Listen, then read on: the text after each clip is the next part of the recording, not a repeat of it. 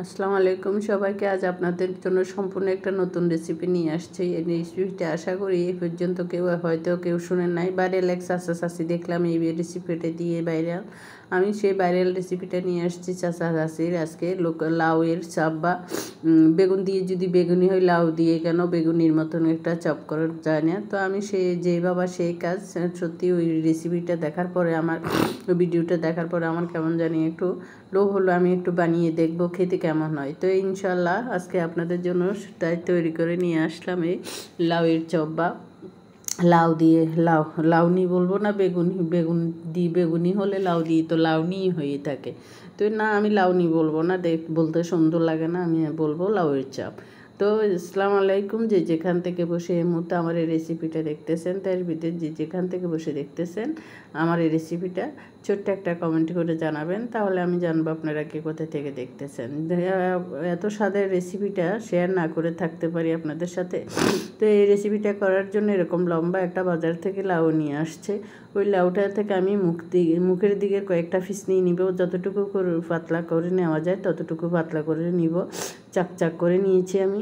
চাকচাক করে নিয়ে ভালোভাবে ধুয়ে পরিষ্কার করব। এখানে কিছু গরম মশলা, লবণ, হলুদ, মরিচের গুঁড়ো এগুলি দিয়ে ভালোভাবে মেখে একটা বাটিতে তুলে রাখবো। ওই বলে আমি বেসনের গোলাটা গুলে নিব। তাই এই লাউয়ের চাকগুলি আলাদা করে রাখতেছি আলাদা আর একটা বাটিতে।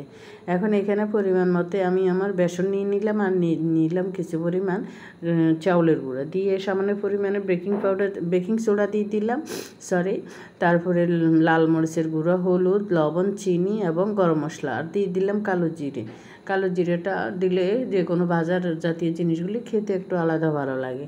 আর দিয়ে দিলাম স্বাদের জন্য একটা ম্যাজিক মশলা। এটা সম্পূর্ণ অপশনাল, হাতের কাছে থাকলে দিবেন, না থাকলে দেওয়ার দরকার নাই। এখন এটাকে আমি ঘন একটা ব্যাটার তৈরি করে নিব, মোটা ব্যাটার, যেটা বাইনি করার সময় আমরা করে থাকি। ঠিক অল্প অল্প পানি দিয়ে ব্যাটারটা হাত দিয়ে করে নিলে ভালো হয়, তাহলে একটু সুবিধা হয়।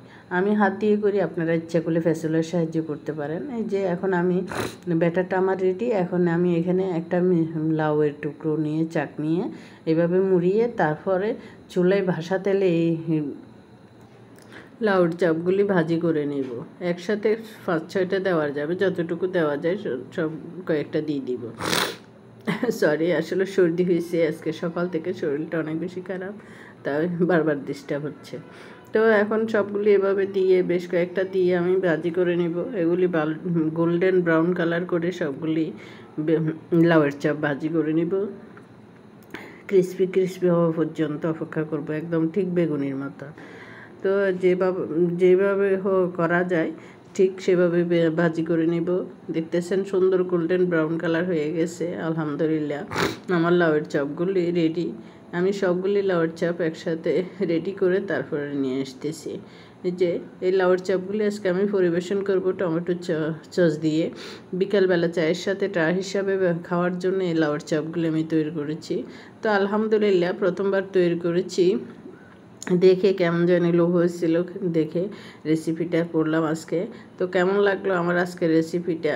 যদি ভালো লাগে তাহলে আপনারা করে খেয়ে দেখতে পারেন আমার বাসায়। বিকেলে চায়ের সাথে সবাই খেয়ে অনেক বেশি খুশি হয়েছে, ভালো বলতেছে। ক্রিস্পি আসলে গরম গরম খেতেই ভালো লেগেছে।